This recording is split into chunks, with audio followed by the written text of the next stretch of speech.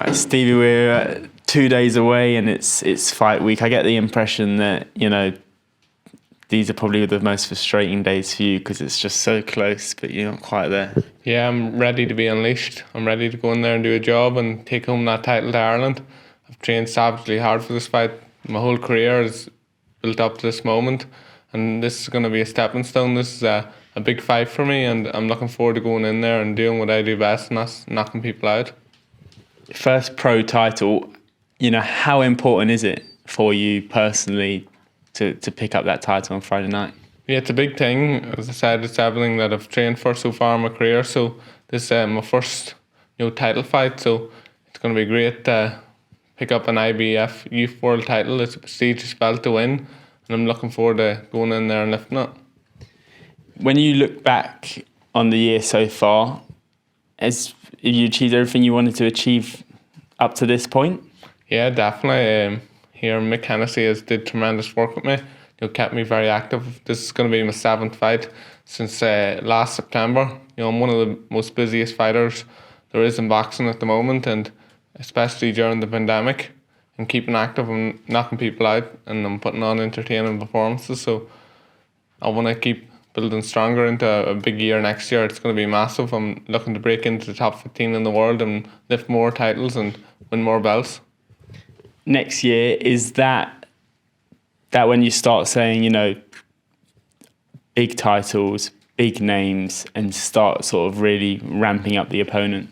Yeah, I want big fights. I've been calling out a few guys, and no one really wants to fight me at the moment. Because they know how dangerous a fighter I am. But next year they won't be able to avoid it once I keep stepping up the rankings, and it'll be hard to turn down the fights. So they'll have no other option to fight me. If you could pick one, if you look at them from a stylistic point of view, or I suppose the fight build-up point of view, who would that person be? Any of them, really. I'd take on any of the welterweights out there. I've been calling Conor Benn and Marco as well, so they don't want to fight me because they know I'm too big and strong for them. They're only wee small guys. They don't want to be in the ring with me, 6'2" nearly. I'm a hard-hitting welterweight.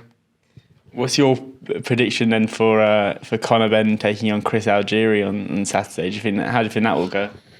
Yeah, I think it's a safe fight for him. It's a well picked out fight, and I think he'll come out victorious. But he'll not know about it when he's in with me. I'll get the fight with him and I'll knock him out. Is that frustrating for you when you see, in your mind it's an easy opponent for him? Is it frustrating to see that, they're going down that route rather than maybe taking a risk against somebody like you? Yeah, well, they're just building him up because I think they know he's a bit vulnerable. Once he comes in against a strong hitting opposition. So if he gets into the ring with me, if he's brave enough, let's go, let's do it. You're still young, and there'll be a long career ahead of you. What have we not seen yet from you that that you're going to be bringing to the table? Yeah, I'm only 10-0 of 9 knockouts, and I have a brilliant fighting style as well. Come forward, aggressive fighter, but it can also box as well when it need be. But you haven't seen the half yet. Do you feel that you kind of almost need a few longer fights where you go the distance and a bit more of a test? Are you ready for that? And do you think maybe you'll get it on Friday night?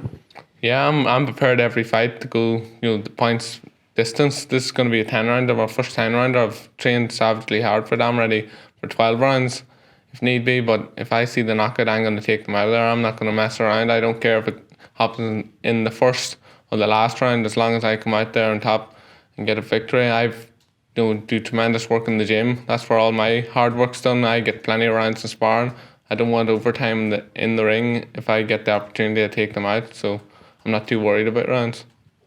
A lot of boxers have kind of differing opinions on sparring and what they use it for, what they gain from it.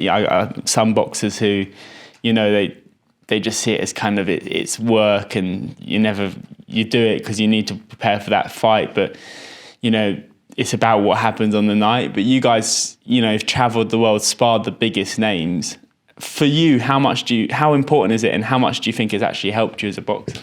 Yeah, it's really helped the experience I've got over the last 4 years. I was in Los Angeles. I was training in world class gyms with world class fighters. I've been in with the best, and I know what I can do in there. And I've been in with them. And especially in America, every spar over there, it's like a fight. It's good as a fight. There's no hanging around. They come to knock you out, and you have to be prepared for it. But I have a big amateur experience as well as on top of that as well.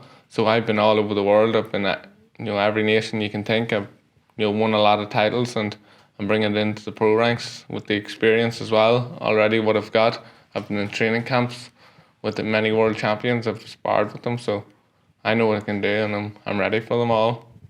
Which spar do you think you learned the most from? Every spar I go in, I learn. But I've been in with Lemchenko, Josh Taylor, all them sort of guys. But any of them, I keep learning every time I spar. Friday night. Why should people tune in? Why should people get on the journey now? Tune in if you want to see the Hitman, what he's about. I'm gonna go in there and knock this guy out.